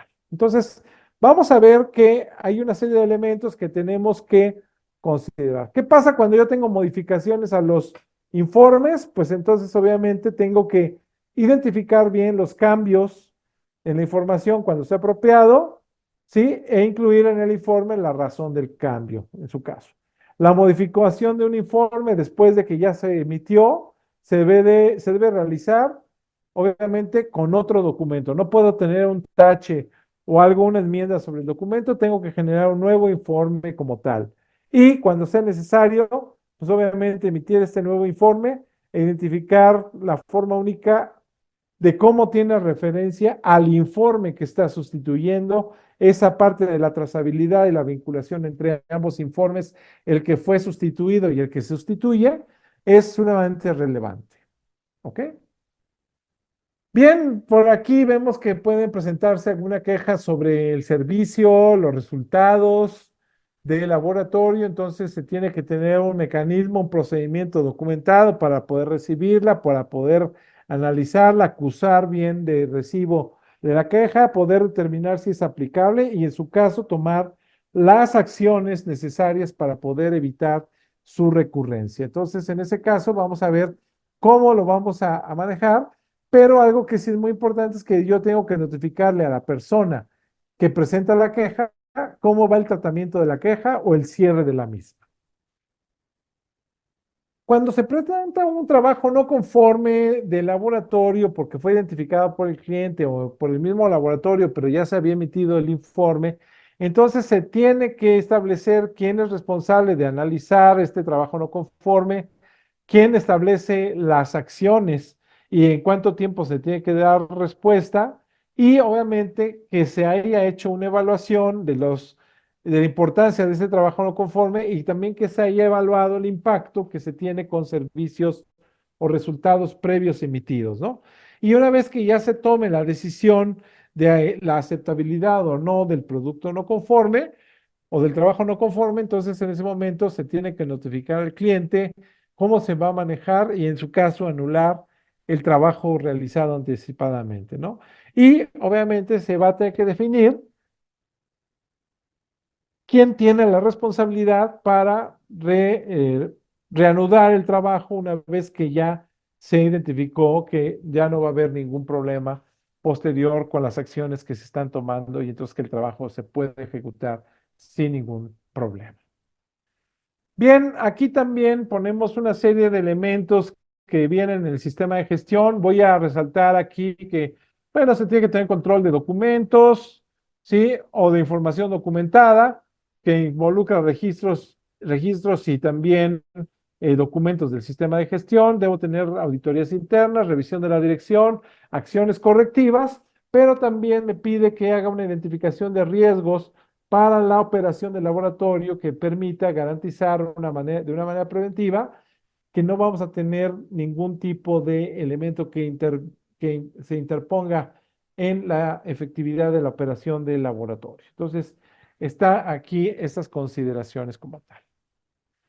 Bien, entonces ahora sí me voy a ir a la parte de la aplicabilidad de todo lo que ya les he hablado durante este tiempo, donde vamos a ver si es posible o es necesario tener la acreditación. Aquí tenemos los dos elementos, una donde no es obligatoria, pero se puede operar bajo los requisitos de la 17025 y obviamente en la organización que no tenga laboratorio, pero que utilice un laboratorio, también le tiene que solicitar a su laboratorio que cumpla con la versión 17025 vigente. Pero si en todo caso yo ya me voy con un laboratorio acreditado o decido sí acreditar mi laboratorio, entonces tengo que elegir el organismo de acreditación, ¿sí? Y obviamente tengo que tener un mantenimiento sobre mi certificado de acreditación a través de los diferentes métodos que tenga el organismo de acreditación, en los cuales es obligatorio, por ejemplo, en el caso de la entidad mexicana de acreditación, que el laboratorio haya participado al menos una vez en 4 años en un ensayo de aptitud del área. Si no, que haya hecho una participación con una serie de laboratorios y haya hecho alguna prueba de intercomparación con otros laboratorios. ¿Sí? Y entonces, obviamente, si el laboratorio sí tiene acreditación, pues entonces de alguna otra manera ya me da confiabilidad de que el laboratorio está realizando esto y lo único que tengo que garantizar es que el alcance de su acreditación cubra las actividades correspondientes para las cuales voy a utilizar ese laboratorio como tal. Entonces, voy a resaltar aquí en pantalla los elementos que me pide la FCC, que son personal, instalaciones y condiciones ambientales, equipo, imparcialidad, métodos de ensayo, aseguramiento de la validez de los resultados, el muestreo y el manejo de muestras, la validación de los métodos, información documentada, información de resultados y la gestión de no conformidades. Entonces, obviamente, habrá algunos puntos como la confidencialidad, etcétera, que no están tan claros que lo solicite la fundación, pero finalmente aquí vamos a ver de los elementos que hemos estado viendo durante la sesión del día de hoy, cuáles son estos elementos que están y que son necesarios que vamos a cumplir por parte del esquema de FCC. Y obviamente, cuando yo voy a utilizar un servicio de un proveedor de laboratorio externo, entonces en ese caso tengo que garantizar que si no está acreditado, pues que me presente información documentada de sus actividades y las acciones que lleva a cabo, que tenga una comunicación adecuada a los requisitos que voy a requerir, que se garantice que no afecte negativamente la capacidad de la organización para cumplir con el sistema de gestión de inocuidad alimentaria, que tenga criterios de evaluación y seguimiento al desempeño y reevaluación de sus métodos, y obviamente, pues, vamos a ver cuántas personas están involucradas con el sistema de gestión en esa organización. Entonces, es lo que yo, como parte de la fundación, estaré evaluando a las organizaciones para que nos digan cómo están controlando, si voy a utilizar un servicio externo, qué es lo que voy a utilizar para evaluar que sí se está teniendo un laboratorio que cumpla con los requisitos de 7025. Y obviamente me dice, la organización también deberá garantizar que se implemente lo siguiente, que se haga que el laboratorio complete un cuestionario de evaluación específica cada año para confirmar que se están cumpliendo los requisitos, o que se someta a una auditoría de segunda parte o de tercera parte, al menos una vez cada 3 años. Por ejemplo, una auditoría de laboratorio realizada por su propia organización o por un tercero, y esta auditoría cubrirá los requisitos de la sección 3.2 de este artículo de interpretación del esquema, donde pues ya vamos a ver estos requisitos que estamos viendo que se tiene que pedir que cumpla de la 17.025. Entonces, su organización tendrá que tener por ahí un auditor, o tendrá que contratar un auditor que haga la evaluación a su nombre a los proveedores que les dan servicio a su laboratorio. Y con eso, bueno, pues abro una sección de preguntas, América. No sé si tengamos por ahí algunas, no sé si han ido recopilando. He visto que hay gente que ha escrito bastante en el chat. Sí, Ujú. sí, Y le entonces escribo, estoy a sus órdenes. perdón, muchas gracias, ingeniero. Vamos viendo la primera pregunta que está aquí en el chat, porque tenemos otras que nos hicieron favor de enviar por fuera. Al ser requisito nuevo de la fundación, ¿qué tanto van a profundizar o solicitar los, en un segundo, cerrar acá, qué tanto van a solicitar los auditores y si ya hay un documento guía para esta situación, para este requisito adicional? Bueno, como dije, el auditor va a llegar a confirmar que se hayan implementado los requisitos de la 17.025. El auditor no se puede meter, porque si no estaría incumpliendo con el MD7 a evaluar el laboratorio bajo 17.025. Él tiene que revisar cómo el laboratorio ha demostrado o dice que cumple con los requisitos, ¿no? Entonces, obviamente, pues hacer una auditoría del laboratorio implicaría una auditoría especial para eso. Entonces, sería muy difícil que el auditor del FCC pues se meta también a revisar todos los requisitos. Sí va a revisar que, a ver, ¿qué tipo de personal tienes? ¿Tienes tu criterio? ¿Si lo cumples? ¿Cómo lo demostraste? ¿Cómo lo llevas? ¿Tienes un sistema aparte? ¿Lo tienes? Hay algunas preguntas que creo que van a ser importantes para un organismo de certificación para poder garantizar que se está llevando a cabo. Si yo voy a montar la 17.025 dentro del mismo FCC de toda la organización, donde tengo que demostrar pues competencia del personal, donde voy a tener métodos de comunicación, etcétera, etcétera, pues vamos a tener que hacer un buen cruce de los requisitos de la norma que son exigibles por el esquema, pero sí voy a tener que estar preguntando específicamente. Por ejemplo, el análisis de riesgos, sí, pues tiene que ser específicamente para la operación del laboratorio, no para la parte de inocuidad, sino para garantizar que voy a proporcionar resultados correctos. Entonces, cambia un poco el enfoque, y entonces sí va a haber algunas pequeñas diferencias en cómo voy a tener que implementar esto para poder garantizar que se cumple. La profundidad, pues yo creo que también va a depender un poco de qué tanta calificación ha tenido el auditor de FCC sobre 17.025, para que entienda perfectamente bien también cuáles son los requisitos. Porque si no tiene la calificación, pues entonces va a ser como una caja negra, y entonces va a decir, oye, ya alguien te evaluó, hiciste una auditoría interna de tu operación, sí, muéstramela, y con eso posiblemente se quede conforme, ¿no? Pero no se trata de tapar el ojo al macho, sino se trata de que de verdad garanticemos la confiabilidad de la operación de nuestro laboratorio para mejorar la calidad de los ensayos y la confianza que podemos tener sobre los resultados de los mismos. No sé si con Sí, eso respondimos. así es. De todos modos, en la pregunta, sí, FSSC tiene un artículo de interpretación de laboratorios de análisis referentes a parámetros críticos de inocuidad. Les estoy poniendo el link en el chat para que ustedes puedan tener acceso a ella y identificar o revisar, así como nos dijo el ingeniero, 17025 tiene no sé, cierta cantidad de puntos, FCC está haciendo énfasis en unos cuantos, pero sí está, vamos a ponerlo así, está haciendo énfasis en la parte choncha, ¿no? La de verificación, validación, incertidumbre, que a veces como nosotros como laboratorios internos ni la calculamos o no los tenemos identificados, ¿va? Entonces en el chat les estoy poniendo la guía, o perdón, la liga a la página de FCC para que ustedes puedan revisar dependiendo del caso en el cual ustedes se vean identificados, ¿no? Aquí Marlon nos dice, el personal que se forme en las competencias requeridas, ¿se le debe emitir certificado por parte del laboratorio? Quiero pensar que se refiere a que si tenemos que emitir, o sea, que si debemos de tener algún certificado que avale, ¿no? Las competencias de nuestro personal. Solamente, como vimos en la norma, hay que tener una serie de criterios de competencia y tengo que cumplirlos, ¿no? O sea, no tengo que generarles certificados particulares, no, o sea, tengo que generar mi proceso de calificación y cumplirlo. Ok, va, Ujú. muchas gracias. Ahora va, preguntas que teníamos de otras personas, de otros contactos.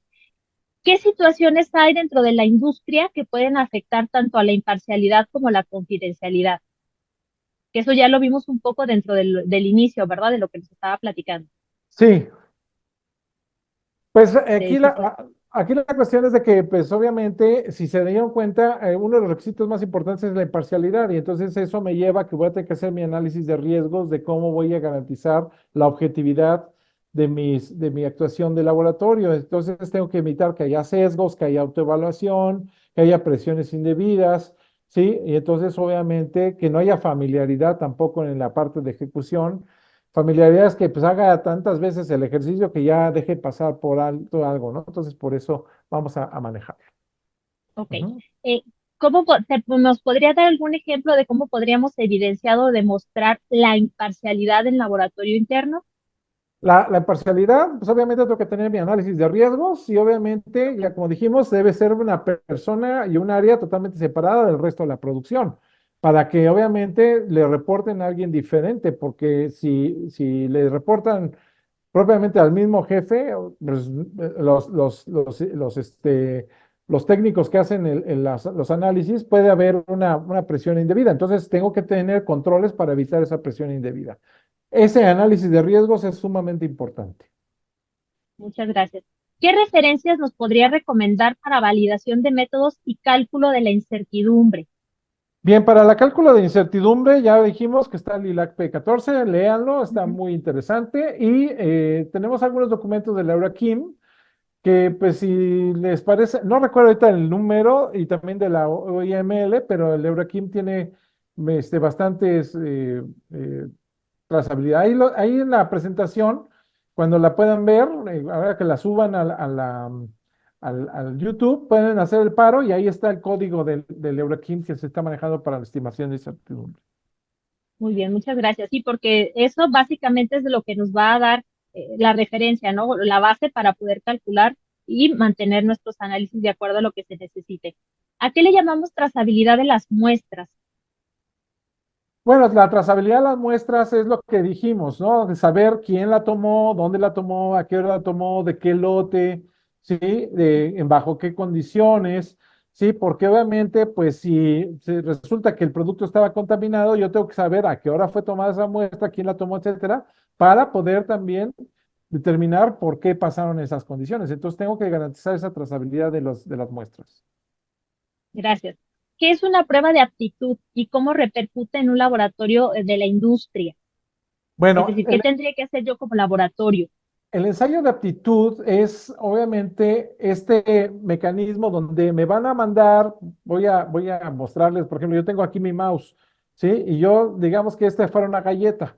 Entonces, esta galleta yo la puedo mandar a un laboratorio, dos, tres, N laboratorios, y entonces ellos tienen que determinar lo que trae la galleta, ¿sí? Si es una cuestión física, microbiológica o química, lo que tenga yo que evaluar, yo te voy a decir cuáles son los parámetros y tú me vas a dar tus resultados y te voy a comparar con lo que dicen los otros laboratorios y te voy a decir si estás dentro o fuera de especificaciones.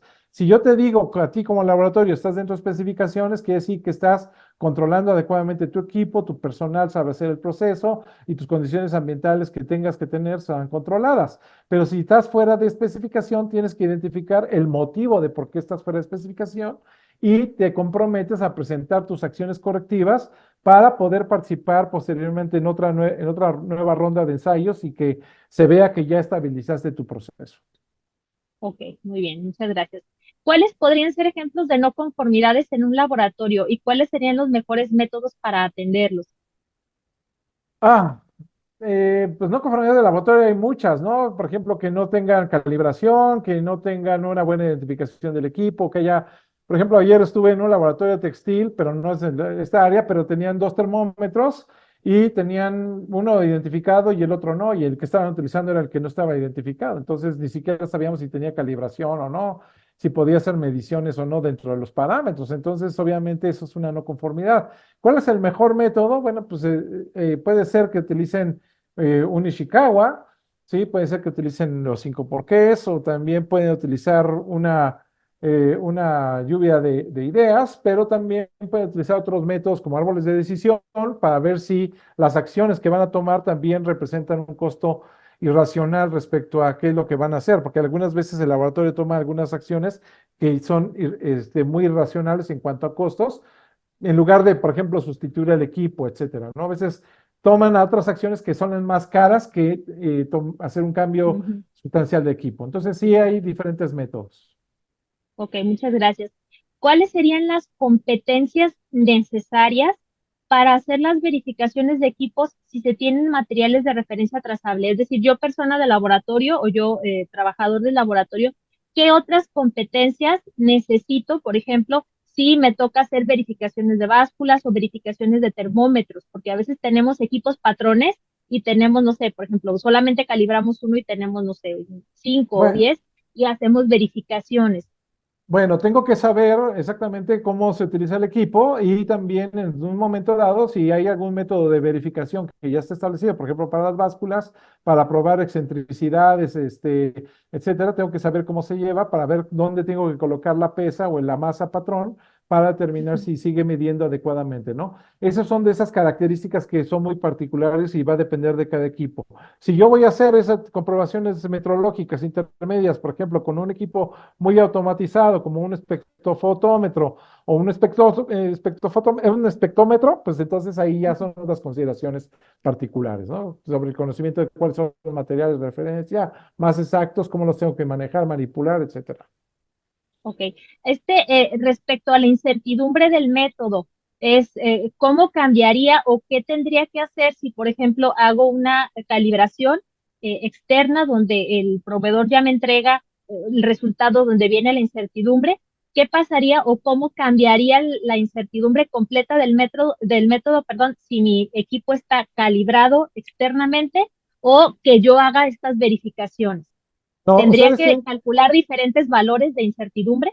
el laboratorio tiene que calcular la incertidumbre del método. O sea, no, lo que el proveedor del equipo que ya se lo calibró le va a dar la incertidumbre del equipo, pero también Ajá, tiene que estimar las posibles desviaciones que se producen por el personal, las condiciones ambientales, ¿sí?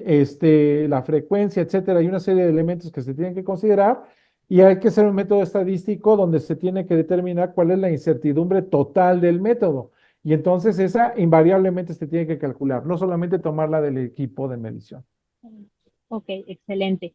Y por último, esta fue una pregunta así como que yo creo que con todo lo que platicamos el día de hoy y todo lo que nos está pidiendo FSSC, precisamente en el 3.2, en el punto 3.2 de la guía, me preguntaron, oye, ¿y se es necesario o es un requisito que tenga un sistema de gestión específico para el laboratorio o pudiera englobarlo o tener, por ejemplo, mis documentos especiales para el laboratorio, pero dentro de mi mismo sistema de gestión que ya está certificado en FSSC? Es una muy buena pregunta y es muy complicada de responder. ¿Por qué? Porque no sé la complejidad del sistema FCC que tenga la industria o la empresa, Sí, Ujú, posiblemente sí va a tener que utilizar los procedimientos de auditoría interna, tendrá que ser adecuados para que también aplique el laboratorio y que se establezca con ujú, claridad quién lleva el programa de auditoría del laboratorio, por ejemplo, y cómo van a calificar a los auditores para el laboratorio. Es una consideración ujú. diferente, espero que los de FCC.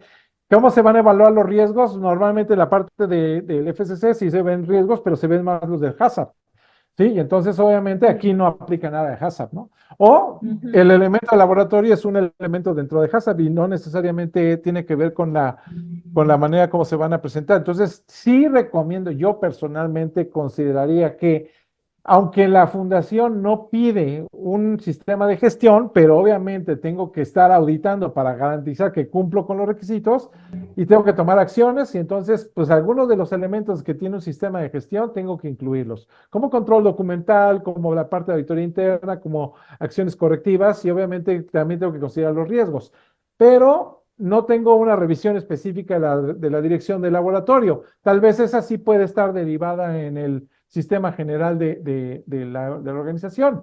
Pero, pues lo dejo a consideración de las dos partes. Hay las dos opciones, generar un sistema particular para el laboratorio o tratar de montarlo sobre el sistema de gestión de la empresa bajo FCC, que no es muy conveniente porque son dos cosas muy distintas. Ok, muy bien, muchas gracias. Esas son todas las preguntas que tenemos por parte de las personas que nos hicieron llegar la información. Muy No sé si bien. quiera agregar algo más, ingeniero. Pues, pues yo de mi parte los invito a que si tienen interés en todo esto, pues consulten con América o con Araceli por ahí que van a estar mandando información de Progresio. Vamos a tener un curso de la norma donde vamos a hablar ya detalladamente de la norma, donde vamos a poder extender todas nuestras dudas. Esto fue solamente una vil embarradita de lo que trae la norma. Y obviamente, pues tampoco es con la intención de asustarnos, pero sí con la intención de que podamos en un momento dado cumplir con todos los requisitos particulares. Sí, así Muchas es. gracias por la invitación. Muchas, muchas gracias, ingeniero. La verdad estuvo muy provechoso. Vimos mucho de lo que es 17025 y también vimos qué es la parte o cuáles son las partes a las cuales les vamos a tener que tomar énfasis para la aplicación en FSSC. Eh, Ay, perdón, en una de las preguntas nos mencionaron que a partir de cuándo la fundación lo mandó, la lista de decisiones de partes interesadas salió en marzo y ya para la versión 6 ya deberíamos de tener esto implementado.